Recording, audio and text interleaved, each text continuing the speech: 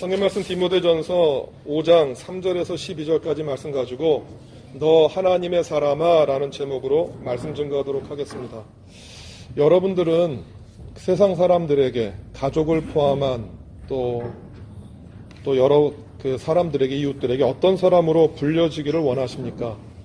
아마 모든 사람들이 좋은 사람, 또 참 의로운 사람, 훌륭한 사람, 또 머리에 오래도록 기억이 남는 사람이 되어지기를 원합니다. 그런데 의외로 그렇게 좋은 사람으로 세상을 산다라는 것이 쉽지 않습니다. 제가 말씀을 준비하면서 대강 한번 따져봤어요. 우리가 그 사람들에게 기억되어지는 어떤 종류인데, 제가 나눈 규정이니까 더함과 덜함이 있겠지만 그냥 대강 이렇게 나눠봤어요. 나의 행복을 위해 사는 사람으로 어떤 사람들이 기억할 수 있고요. 나의 행복을 위해 그 타인을 희생시키거나 불행하게 만드는 사람으로 기억될 수도 있고요. 나도 행복하고 타인도 행복하게 사는 사람으로 남을 수도 있습니다. 그리고 그 다음에는 그 타인의 행복을 위해서 나를 희생하는 사람이 있고요. 타인의 행복을 위해서 타인도 행복하지만 나도 행복해지는 사람이 있고요. 타인도 불행하게 만들고 나도 불행하게 만드는 사람이 있습니다. 아마 더 많은 부류들이 있을 거예요. 그러나 우리가 삶을 어느 정도 살고 나면 저 사람은 어떻던 사람이야 라고 우리 머리 가운데 추억되어지는 사람들이 있어요. 그런데 이러한 내가 행복해지고 타인이 행복해진다라는 하는 이 기준에서 좀 벗어나서 오늘 사도 바울은 그 아들처럼 여겼던 디모데에게 뭐라고 얘기를 하고 있느냐 하면 너 하나님의 사람아 라고 얘기를 해요. 이 말의 뜻은 네가 이 세상에서 너의 행복을 위해서 타인의 행복을 위해서 사는 사람이 아니라 하나님의 사람으로 이 세상 사람들 가운데 기억되라라고 하는 그 이야기예요. 오늘 너 하나님의 사람아 라고 불리워지기를 원했던, 그리고 그렇게 불려지기를 바랬던 사도 바울과 디모데가 어떤 삶을 살았어야, 그리고 어떤 삶이 하나님의 사람으로 사람들이 기억할까라고 하는 그런 주제를 가지고 여러분들에게 말씀드리고자 합니다. 첫 번째, 하나님의 사람이 되기 위해서 우리가 먼저 버려야 할 것이 있습니다. 오늘 여러분들이 읽으셨던 본문 3절, 4절, 5절에 나와 있는 말씀인데, 먼저 사도 바울은 디모데에게 어떠한 것을 버리라고 얘기를 하고 있느냐 하면 다른 교리를 가르치는 자, 그리스도의 말씀과 경건에 부합되는 교훈을 따르지 않는 자들을 경계하라라고 얘기를 해요. 그러니까 하나님의 사람이 되기 위해서, 이건 그 당시의 상황이에요. 그 당시에서 하나님을 따르는데 방해되어지는 교리들이 있다라는 거예요. 그것이 유대 율법주의였었고요. 영지주의인데, 율법주의는 우리가 믿음으로 말미암아 구원을 얻는데, 그 구원 얻는 것이 믿음만이 아니라 우리가 율법을 행하고 할례를 행하고 날과 절기를 지켜야 우리가 구원을 얻는다라고 말했었던 유대인 그리스도인들의 주장이에요. 그러니까 무슨 뜻이냐 하면 우리가 하나님의 사람으로 불려지기 위해서 우리들이 알아야 되는 가장 중요한 것 가운데 한 가지는 주의 말씀이 어떤 뜻이고 어떤 의미인지 정확하고 분명하게 알아야 된다라고 하는 것이에요. 유대 율법주의만큼 영지주의도 굉장히 많은 사람들을 유혹했습니다. 그노시스라고 하는 말이 지식인데, 영지주의가 기독교와 전혀 다른 교리가 아니라 굉장히 비슷했어요. 영지주의는 세상을 두 가지로 봤어요. 물질은 악하고 영은 선한 것으로 봤는데, 하나님이 본래 사람을 창조할 때 그 사람 안에 거룩한 하나님을 아는 지혜와 지식이 있는데, 그것이 이 세상의 물질이 악해서 갇혀져 있다라고 하는 거예요. 그래서 거기서부터 구원받는다라고 하는 것은 뭐냐 하면 하나님이 우리에게 주시는 영적인 지혜와 지식을 깨달아 알아야 우리가 갇혀있는 이 육체에서 벗어난다라고 얘기를 하는 거예요. 그리고 구원이라고 하는 것은 그 지식이 계속해서 깨이고 각성해서 하나님과 하나 되는 연합을 가르쳤어요. 어떻게 보면 여러분 기독교의 복음하고 굉장히 흡사하잖아요. 그러니까 초대교회 교인들이 제가 지금 이렇게 간단하게 영지주의를 말했지만 이 영지주의가 하루아침에 만들어진 게 아니고요. 고대의 철학과 사상과 결합해서 그 당시 초대교회에 만연했기 때문에 그 당시 초대교회 다니는 사람들은 굉장히 많이 이 가르침에 유혹을 당했어요. 왜냐하면 예수를 믿음으로 구원을 얻는다라는 것보다 무언가 영적인 지식을 깨달아 알아서 구원 얻는다라는 것이 더 정확해 보였거든요. 그래서 정확한 분별력과 정확한 이해와 판단력이 우리 안에 있어야 된다라고 하는 것이에요. 그래서 어떤 것이 옳은 것인지 어떤 것이 거짓인 것인지 분별하고 구분하는 능력이 우리 안에 있어야 된다라고 얘기를 하고, 그 다음에 두 번째, 교만을 버리라고 말을 해요. 교만이 어디서 나오느냐 하면 논쟁과 말다툼을 일삼고 시기와 분쟁과 비방과 악한 의심을 하게 만든다라고 하는 것이에요. 저는 일전에 교만을 이렇게 정의를 했어요. 교만은 하나님 앞에서 내가 누구인지 모르면 교만해져요. 하나님 앞에서 내가 누구인지 안다라는 것은 내가 흙으로 창조되어서 흙으로 돌아가는 사람이라는 것이에요. 그러니까 내가 영원히 산다고 생각을 하니까 사람들은 그 모으려고 하고 가지려고 하고 소유하려고 하는데, 만약에 내가 이 세상을 떠날 때가 있고 아무것도 가지지 못한다라고 생각을 하면 겸손해지게 된다라는 것이에요. 사람은 다 알아요. 그런데 이 사실을 언제 깨닫느냐 하면 내가 죽는다는 나를 받아놓고 난 다음에 그때서야 알아요. 그러니까 사람이 굉장히 미련하다라고 하는 것들은 뭐냐면 저를 포함해서 이 세상에 있는 모든 사람들이 죽는 걸 알아요. 그런데 그 죽음이 나하고는 상관없다라고 생각해요. 우리가 살면서 죽음이 가까이 있다고 생각하고 사는 게 아니라 죽음은 나이 든 분들의 이야기고 병든 사람의 것이지 죽음과 나는 상관없다라고 생각을 해요. 그런데 그 죽음을 생각하는 순간 내가 하나님 앞에서 어떠한 가치고 어떠한 존재인지 깨닫게 되어져요. 그것이 겸손이고요. 그것을 잃어버리는 것이 교만해져요. 그렇게 교만해지니까 자꾸 무엇만 보이냐 하면 내가 얻을 이익과 내가 얻을 유익한 것만 보는 거예요. 그것에서 분쟁과 시기와 다툼이 일어난다라고 사도 바울이 얘기를 해요. 교만에서 벗어나야 된다라고 얘기를 하고요. 다음에 세 번째 5절에 나와 있는 말씀인데, 마음이 썩고 진리를 잃어버린 자가 된다라는 것이에요. 뭐라고 얘기를 하냐면, 더 충격적인 얘기는 뭐냐 하면 경건을 자기의 이익의 수단으로 생각하는 사람이라고 하는 것이에요. 여러분, 이 말이 얼마나 충격적인 말이에요. 경건해요. 하나님을 따라요. 그런데 하나님을 따르는 경건으로 세상의 이익을 탐한다라는 거예요.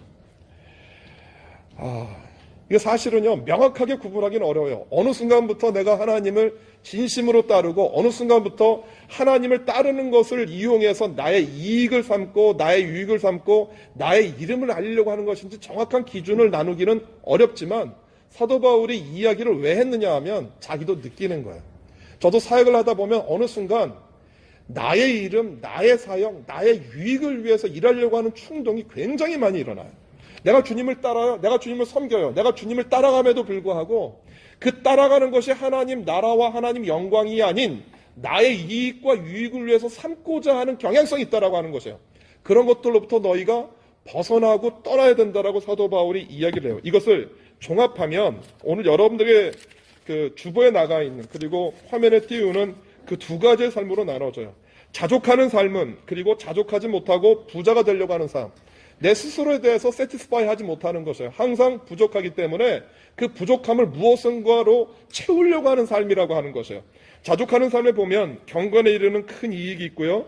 죽을 때 아무것도 가지지 못한다는 것을 아는 사람이고요. 먹을 것과 입을 것에 만족하고요. 하나님의 말씀으로 나를 채우는 사람이에요. 자족하지 못하고 부자가 되려고 하는 사람, 어떤 사람이냐 하면 유혹과 올무에 빠져요. 그리고 사람들을 파멸과 멸망으로 빠뜨리고요. 돈을 사랑하게 되어지고 돈으로 자신의 삶을 채우는 것이 되어져요. 오늘 제가 이 말씀을 준비하면서 제 나름대로 좀 고민이 되었던 것이 한 가지 있어요. 그게 뭐냐 하면 오늘 우리들이 살아가는 세상이 어떻게 보면은요, 전부 돈으로 이루어진 세상이거든요. 오늘 하나님을 따르는 삶과 하나님을 따르지 못하는 삶, 자기 스스로 만족하는 삶과 만족하지 못하는 삶을 나누는 굉장히 중요한 기준이 돈이라고 하는 것이에요. 만약에 사도 바울이 그 시대에 살았던 사람이라면 돈 따르지 않고 살 수 있어 라고 말할지 모르지만, 사도 바울이 살았던 그 시대하고 오늘 여러분들이 사는 21세기 사회는 전혀 다른 세상이에요. 다른 말로 말을 하면 돈이라고 하는 금융과 제도와 시스템을 떠나서는 여러분들 살 수 없는 세상이 된 거예요. 좀 실감나게 여러분들에게 좀 설명을 해드릴게요. 1931년에 그 영국은요, 금태환 제도라는 것이 있어요. 그 골드 머니터리 시스템이라고 하는 것인데, 모든 가치의 기준을, 그러니까 화폐를 만들어내는데 그 화폐가 어디에 기준이 된 거냐 하면 금의 가치와 똑같아요. 이것을 그 영국이 1931년에 전쟁이 끝나고 물자가 부족하고 돈이 부족해서 폐지했고요. 그 미국도 공식적으로 말이 많다가 공식적으로 폐지한 게 1971년 8월 15일이에요. 그러니까 얼마 되지 않았어요. 닉슨 대통령 때인데 금태환 제도라고 하는 것들을 폐지해요. 그런데 미국이 세계에 달러가 기축통화가 되게 만든 사건이 1944년에 그 브레주 우드 그 회의에서 만들어진 거예요. 그러니까 이때 이후로 어떤 것이 그 약속이 된 거냐면 그러니까 US 달러 35불이요. 그 금 35불의 가치가 있는 것이에요. 그러니까 금 1온스가 38g인데요. 38g을 US 달러 38불로 살 수 있어요. 35불로 살 수 있어요. 이것이 약속된 금태환제도. 그러니까 환율이나 이 모든 가치들이 변동되지 않고 고정되어 있는 거예요. 미국 달러 35달러는 1온스의 금을 살 수 있어요. 이것이 71년까지 전 세계 금융과 제도를 움직였고 만들었던 시스템이에요. 그런데 71년에 미국이 그 통화가 부족하고 경제가 어려워지니까 어떤 제도를 취하냐 하면 이 고정 환율 제도를 폐지해버려요. 금태환 제도를 없애버리는 거. 어떤 게 생겼느냐 하면 US 달러 35달러의 그 5달러의 가치가 금 1온스와 동일한 가치 되는 것들을 깨버린 거예요. 지금 어떻게 됐느냐 하면은요. 2018년도 기준에 금 1온스, 금 38g이 US 달러 1195달러예요. 이것이 2012년도에 어디까지 올라갔냐면 2000불이 넘어갔어요. 그러니까 지금 시세로 1200불의 금 1온스가 1200불이 된다라는 얘기는요. 몇 배가 상승한 거냐면 38배 이상이 그 돈의 가치가 떨어진 거예요. 이 말은 38배나 그 전보다 달러가 많아지고 통화량이 증가한 거예요. 그러니까 달러가 많아지고 통화량이 증가한 만큼 이 달러들이 어디로 가게 되냐면 모든 물가와 모든 시스템과 모든 제도 가운데 다 영향을 미쳐요. 그러니까 이전에 알고 있었던 돈의 가치와 지금 알고 있는 돈의 가치는 전혀 다르고요. 그리고 이 돈이 흘러가는 흐름을 모르면 죄송하지만 21세기는 살아가기 어려운 시대예요. 여러분들이 부자가 되려고 하면 내가 돈을 많이 벌고 싶고 세상에서 여유로운 삶을 살겠다라고 얘기를 하면 돈의 흐름이나 돈에 흘러가는 그 시스템들에 대해서 여러분들이 무감각하고 무지하면 사실은 돈을 벌기 어려운 세상이 되어졌어요. 그런 세상이에요. 그것이 우리가 살고 있는 세상이에요. 그런데 이 세상에서 오늘 사도 바울이 던지는 이 말씀을 그대로 적용하면 돈을 사랑하지 마세요. 이 말은 어떤 식으로 얘기를 하면 여러분들은 21세기에 살아가는 현대인으로서 낙오자가 돼야 됩니다. 라는 말이에요. 여러분 이 말을, 이 뜻을 어떻게 이해하고 어떻게 받아들여야 될까요? 오늘 사도 바울이 오늘 본문만이 아니에요. 이미 그의 서신서에서 돈을 사랑하지 말아라. 돈을 사랑하면 일만하게 뿌리이다. 돈을 사랑하면 하나님을 사랑할 수 없다라고 굉장히 여러 번 강조해서 말을 하고 강조를 했어요. 여러분 이 사실을 오늘 성경에서는 분명히 우리가 자족하는 삶을 살 수 없다라고 성경은 분명히 얘기를 하는데 이 사실을 어떻게 받아들여야 될까요? 이것을 어떻게 이해를 해야 될까요? 오늘 저는 여러분들에게 이렇게 말씀을 드려요. 하나님을 이해하는 어떤 신학 용어 가운데 범죄 신론이라는 말이 있어요. 이 말이 영어로 얘기하면 panentheism이에요. 펜이라고 하는 것은 모든 올이라고 하는 뜻이고요. 엔은 인이에요. 그리고 세오스는 가시예요. 그러니까 페넨시즘이라고 하는 이 범죄 신론이라는 이름의 뜻이 뭐냐 하면 하나님은 이 세상을 다 초월하시는 분이에요. 그런데 이 세상을 초월하시지만 동시에 그 하나님은 이 세상 안에 있는 거예요. 그러니까 이 세상이 하나님 안에 있고 다스림 가운데 있다라고 생각하는 거예요. 잘 다시 한번 풀어드리면 이 세상 모든 것들을 하나님은 초월해 계세요. 그런데 그 초월되어진 이 세상 모든 것들이 하나님 안에 있어요. 하나님은 세상을 창조하셨지만 창조한 세상은 하나님 안에 있는 거예요. 이렇게 세상을 바라보는 신의 인식이에요. 오늘 제가 돈이라고 하는 것들을 놓고 사실은 제 안에 고민이 많이 됐어요. 뭐냐 하면 돈이라는 것이 오늘날 살아가야 되는 굉장히 필수적인 품목이 되어졌는데 성경은 분명히 돈을 사랑하지 말라라고 얘기를 해. 사실은 이중가치잖아요. 이중잣대잖아요. 우리가 설교는 이렇게 하고 우리가 믿음을 따라 살아간다고 얘기는 하지만 실제로 생활에서 돈이 없으면 정말 쓸 돈이 없으면 정말 너무 힘들고 빡빡한 세상이 되어졌는데 돈이 없으면 아무것도 할 수 없는 세상이 되어져 버렸는데 어떻게 돈을 사랑하지 않고 내가 내 삶 가운데 그 세티스파이 할 수 있는 삶을 살 수 있을까라고 하는 것이에요. 그런데 오늘 제가 여러분들에게 드리는 권면은 어떤 것이냐 하면 여러분들의 인식의 전환이에요. 돈이 필요해요. 이 세상 모든 것들이 돈의 다스림 가운데 있어요. 돈의 흐름이 어디에서 돈이 지금 어떻게 돌아가고 있는지 이 파이낸스를 모르면 사실은 살아가기 힘든 세상이 된 건 맞아요. 그런데 한 가지 기억하고 여러분들이 드리는 권면은 뭐냐 하면 이 돈이 사람이 만들어 놓은 화폐 제도니까 이 돈이 하나님의 창조물 가운데 안에 있는 것이거든요. 여러분, 이 돈과 하나님이 전혀 대립되어 있는 것이 아니라 돈이라고 하고 있는 이 화폐 제도가 하나님의 창조 안에 있는 것이에요. 다시 말하면 하나님이 돈을 사람이 만들고 사람이 만들어냈기 때문에 만들어낸 이 화폐 제도를 어디에서 이해를 하는 거냐 하면 하나님 안으로 가지고 오는 것이에요. 돈이라고 하는 그 화폐를, 돈이 가지고 있는 그 어떤 힘과 권력과 권세라고 하는 것들을 누구 안으로 가지고 오는 거냐 하면 하나님 안으로 가지고 오는 것이에요. 그래서 돈을 향한 모티베이션이 돈을 향해서 돈을 벌겠다라고 하는 나의 욕망과 결합시키는 게 아니고요.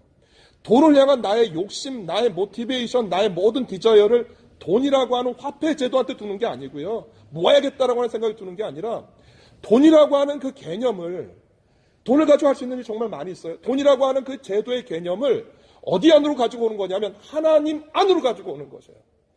이 돈이라고 하는 시스템이, 금융 시스템이 어디에 있는 거냐면 하나님 안에 있다라고 하는 거예요. 하나님 안에서 돈을 이해를 하고요. 하나님 안에서 돈을 바라보면 돈이 어떻게 사용되냐 하면, 보세요. 돈이 우리에게 갖다주던 폐악은 뭐냐 하면은요, 돈이 움직여요. 돈이 어떻게 드라이브 되냐 하면 나의 온 디자이어에 따라서 움직여지는 거예요. 나의 욕망, 나의 욕심, 나의 가치, 내가 이 세상에서 이루고 싶다라고 하는 나의 모든 그 소망과 꿈에 의해서 돈이 움직여져요. 이 돈은 철저하게 내가 움직이는 것처럼 보이지만 나는 이 돈을 따라갈 수밖에 없어요. 그런데 돈이라고 하는 이 제도, 지금 인플레이션은 더 심해질 거예요. 가치는 더 떨어질지도 모르고. 어떻게 보면 돈의 흐름을 놓치면 이 세상에서 살아가기 어려운 그런 상황 가운데 있는 우리들에게 어떤 도전을 드리는 거냐 하면 그 돈이라고 하는 제도와 시스템을 어디 안에서 생각하는 거냐 하면 하나님 안에서 생각하는 거예요. 그러니까 나의 디자이어가 돈을 드라이브하는 게 아니고요. 내가 하나님 안에 있고 하나님이 이 세상을 다스리고 통치한다라고 하는 그 개념 안에서 돈을 바라보라는 거예요. 그러면 돈은요, 전혀 다른 방향으로 흘러가게 되어져 있어요. 돈이 내 삶을 드라이브하기 시작하면은요, 돈이라고 하는 물질적인 속성이 내 모든 신앙과 삶을 다 말살시켜요. 그런데 돈이라고 하는 제도와 시스템이 하나님 안에서 이해되어지면 그 돈을 통해서 무엇이 흘러가느냐 하면 하나님의 나라와 하나님의 영광이 흘러갈 수 있다라고 하는 것이에요. 오늘 사도 바울은 그 얘기를 한 거예요. 너의 프라이어리티가, 너의 우선순위가 어디에 있느냐라고 하는 것이에요. 너의 우선순위가 하나님 안에 있다라고 하면 네가 가지고 있는 모든 소유, 돈을 비롯해서 모든 재물이나 이런 모든 것들이 다 하나님의 영광을 사용되어지지만 네가 하나님을 향한 그 프라이어리티를 잃어버릴 때, 그 모티베이션을 잃어버릴 때 그 네가 가지고 있는 모든 경건의 능력이든 어떤 것이든지 간에 그 전부 모든 것들은 하나님이 아닌 너 자신을 위해서 사용될 수밖에 없다라고 얘기를 해요. 이것이 사도 바울이 돈을 사랑하지 말라라고 하는 개념이에요. 돈 자체가 악한 게 아니에요. 돈 자체가 나쁜 게 아니에요. 문제는 그 돈이 내가 가지고 있는 나의 온 디자이어와 결합될 때, 이것이 하나님의 뜻과 하나님의 은혜와 은총 안에서 부합되어질 때 그 돈은 하나님이 그 돈을 통해서 이루고자 하는 하나님의 뜻이 나타날 수 있다라고 하는 것이에요. 그러면서 두 번째로 하나님의 사람이 되기 위해서 해야 할 일들을 성경을 통해서 이야기를 해요. 하나님의 사람이 되기 위해서 뭘 해야 되냐 하면 악한 것을 피하고 의와, 여기서 말하는 악한 것은 조금 전에 말했던 돈이에요. 그 돈을 사랑하는 것들을 피하고 의와 경건과 믿음과 사랑과 인내와 온유를 쫓으라고 말을 하는 거예요. 한 가지 자세히 다 말할 수는 없지만 간단하게 개념을 얘기를 하면은요, 의라는 것은 하나님의 사람을 바르게 하고 올바르게 하는 것이라고 말했잖아요. 하나님의 의가 어디에 나타났어요? 예수 그리스도거든요. 그러니까 하나님의 사람이 되기 위한 첫 번째 조건은 뭐냐 하면 예수 그리스도를 아는 것이에요. 그리고 경건은 예수 그리스도께서 우리에게 주셨던 그 말씀을 내 삶 가운데에서 따라가면서 이루는 삶을 얘기를 하고요. 믿음은 누구를 믿는 것이냐 하면 어떠한 순간에도 예수 그리스도가 나의 주인이라는 것을 잊지 않고 믿는 것이에요. 그리고 사랑은 내 안에 있는 나의 욕심이나 나의 개인적인 욕구가 아니라 주님이 내게 보여주셨던 그 사랑으로 이웃을 대하는 내 삶의 모티베이션이 사랑이라는 것들을 이야기하고요. 그 인내는 무엇을 참는 거냐 하면 사우나 가서 오랫동안 참는 그런 인내가 아니고요. 무엇을 참는 거냐 하면 하나님의 의, 예수 그리스도의 말씀이 내 안에 이루어지기까지 참는 걸 이야기하는 거예요. 그러니까 어떤 순간에서도 주의 말씀이 내 삶을 이루고 다스리고 통치하고 있다는 사실들을 잊지 않고 기억하는 것, 그것이 인내고요. 온유라고 하는 것들은 어떤 것이냐 하면 내가 주님의 말씀에 순종하는 것이에요. 그래서 내 코를 뚫어서 좌로 가고 오로 가고 우로 가라고 얘기를 하면 따라가는 그 좌우를 얘기하는 것들을 말을 해요. 그러니까 하나님의 사람이 되기 위해서 해야 되는 이 모든 것들을 한마디로 종합을 하면 뭐냐 하면 주님의 말씀이 내 삶과 내 가치의 중심이 되게 하는 것이에요. 어떠한 순간에도 주의 다스림과 통치가 내 안에서 이루어질 것을 포기하지 않는 사람, 그 사람이 하나님의 사람이라고 얘기를 하고요. 그 다음에 결과를 얘기를 해요. 믿음의 선한 싸움을 싸우라는 거예요. 여기서 말하는 그 사도 바울은 원해 보면 정말 그래요. 굿 파이팅이에요. 선한 싸움이에요. 여기서 말하는 선이라고 하는 것은 무엇을 말하냐 하면 무엇을 이루는 싸움이냐 하면 하나님의 나라와 다스림과 통치가 우리 안에 이루어지는 그 싸움이에요. 무슨 얘기냐 하면 우리는 보통요 세상에서 여기서 선한 싸움이 있으면 어떤 개념도 있겠어요? 악한 싸움도 있죠. 그러니까 선한 싸움과 악한 싸움의 전혀 두 가지 다른 차이의 개념은 뭐냐 하면 악한 싸움은 누구의 뜻을 위해서 이루는 삶이에요? 세상에서는 그렇잖아요. 세상에서는 그 경쟁하잖아요. 나도 돈을 벌고 싶고 다른 사람도 돈을 벌고 싶어요. 그러면 두 사람 사이에 경쟁이 이루어져야 되잖아요. 개인과 개인과의 사이는 경쟁이지만 국가와 국가 간의 대립을 번지면 그게 뭐예요? 전쟁이거든요. 싸움이거든요. 그러니까 악한 싸움이라는 것은 무엇을 기초로 한 것이냐 하면 내가 얻고자 하고 내가 가지고자 하는 것들이에요. 그 싸움에서 사도 바울에게 권면한 건 뭐냐 하면 나의 이익을 위해서 달려가려고 하는 너의 그 발걸음을 무엇을 위해서 싸우는 거냐 하면 하나님의 나라와 통치가 이루어지기까지 기다리라고 하는 것이에요. 여러분, 제가 경건의 삶을 무엇이라고 말을 할까? 경건이 어떤 것일까? 제가 계속 수요일마다 여러분들이 많이 말씀을 드리는데 저 자신에게 그 적용을 해보면 경건은 기다리는 것 같아요. 뭘 기다리는 거냐 하면 주님이 나를 위해서 싸우는 것. 그러니까 구약 성경에서 그 하나님이 여러 번 이스라엘 백성들에게 이야기를 하잖아요. 큰 전쟁을 앞두고 잠잠하라, 고요하라, 가만히 있으라고 얘기를 하잖아요. 여호사밧한테도 잠잠히 있어 얘기를 하고요. 모세한테도 잠잠히 있으라는 것이에요. 내가 싸우겠다라는 것이에요. 경건이 뭐냐 하면 내가 싸울 수 있는 자리에서 내가 싸우지 않고 하나님이 나를 위해서 대신 싸우는 것들을 기다리는 것이에요. 다시 말하면 하나님의 다스림과 하나님의 통치가 나타날 때까지 뭐 하는 거냐면 기다리는 것이에요. 이것이 그래서 저는 어렵다고 생각을 해요. 경건이 보세요. 그냥 내가 마음먹은 대로 내 뜻대로 해버리면 굉장히 쉽게 할 수 있는 일들을요. 하나님의 뜻과 하나님의 다스림과 하나님의 통치가 이루어지기까지 기다리는 것이에요. 사도 바울은 이 삶을 하나님의 사람이 되어져 가는 길이라고 얘기를 하는 거예요. 어떨 때 보면 굉장히 답답해요. 느려요. 빨리빨리 움직여지잖아요. 여러분 보세요. 하나님이 우리 가운데서 일하시는 모습들이 얼마나 우리의 상상과 우리의 기대를 초월해서 느린지 아세요? 오죽하면 그러잖아요. 하나님한테 하루가 이 세상에서 1000년이라고. 어떤 사람이 그렇게 기도를 했대요. 하나님 나한테 100만 원만 주세요. 얼마예요? 1000배인 거예요. 여러분 하나님의 그 다스림과 하나님의 생각이라고 하는 그 기준이 우리를 상상을 초월하게 느릴 수 있어요. 내가 생각하는 셈과 기준, 어떤 세월의 흐름 가운데서 보면. 그런데 하나님의 사람이 되어져가는 길이 뭐냐 하면은요. 그 오랫동안 기다리고 참는 것이에요. 누가 다스리도록? 하나님이 다스리고 하나님이 움직이시고 하나님이 일하실 수 있도록. 여러분 세상에서 우리가 바라보는 돈의 가치나 세상에서의 흐름도 똑같은 것이에요. 돈을 내가 쫓아가려고 하니까 항상 급한데 내가 하나님 안에 있으면은요. 내가 하나님의 다스림과 통치 안에 있으면 우리가 달라지는 것들이 어떤 게 있느냐 한번 보세요. 우리가 하나님 안에 있으면 우리가 무엇이 되냐면 복의 근원이 돼요.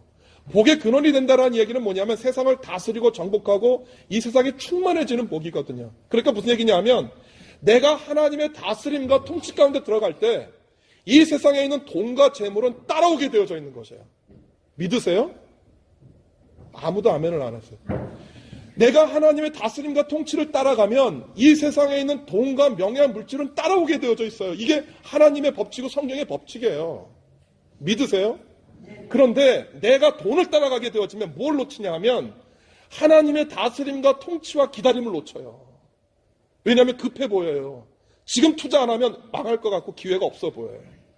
지금 내가 움직이지 않으면 영영 기회가 다시 오지 않을 것 같아 보여요.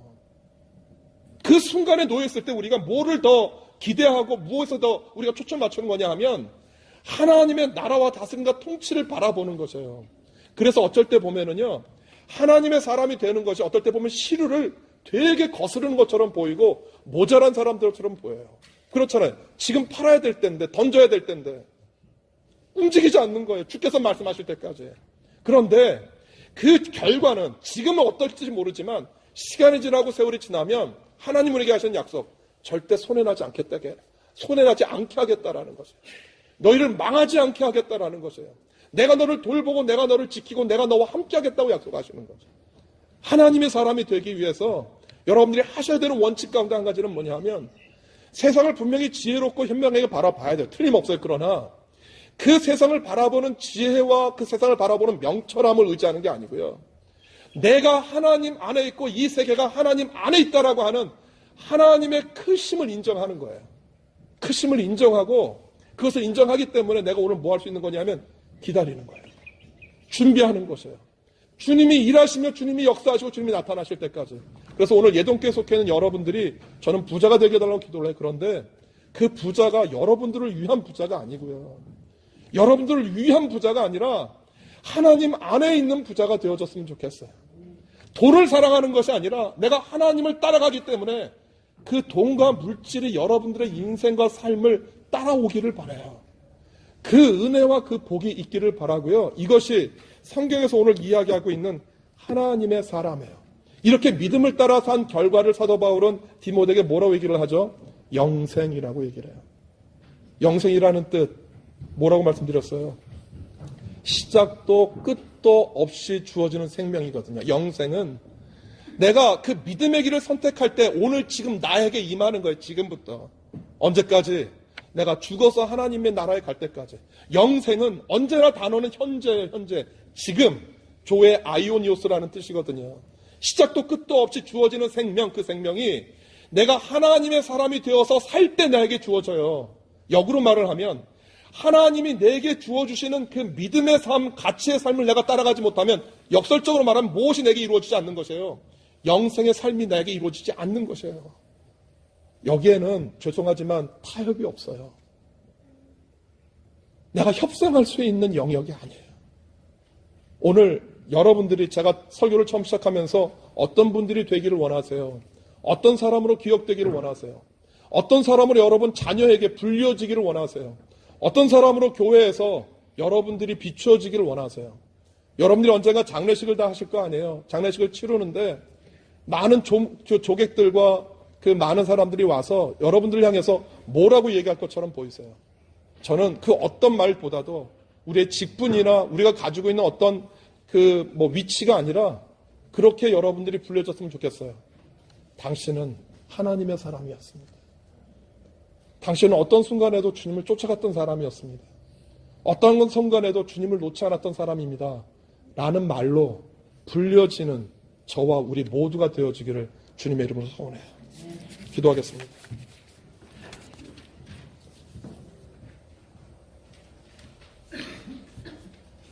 하나님의 사람이 되기를 원합니다. 그런데 하나님의 사람이 되기 위해서 사도 바울은 분명하게 돈을 사랑하지 말라고 이야기합니다. 그리고 하나님의 의와 하나님의 선, 하나님 말씀하시는 구원을 따라가는 삶이 살라고 이야기합니다. 그런데 이것이 말처럼 쉽지 않습니다. 우리가 사는 21세기 이 현실에서는 더더욱 어려운 단어가, 어려운 말이 되어졌습니다. 주님, 우리에게 주님이 주시는 도움이 필요합니다. 이 세상을 이길 수 있는 힘, 우리에게 태산처럼 다가오는 돈의 위력을 거스를 수 있는 믿음, 주님의 말씀과 주님의 가르침을 따라갈 수 있는 온전한 순종과 헌신, 주님 이 삶을 우리에게 주셔서 우리가 21세기에 살아가지만 돈을 따라가는 사람이 아니라 하나님의 의와 하나님의 나라를 따라가는 당신의 귀한 하나님의 사람이 될 수 있도록 우리 모든 예동 공동체를 축복하여 주옵소서. 감사합니다. 예수님의 이름으로 기도드립니다. 아멘.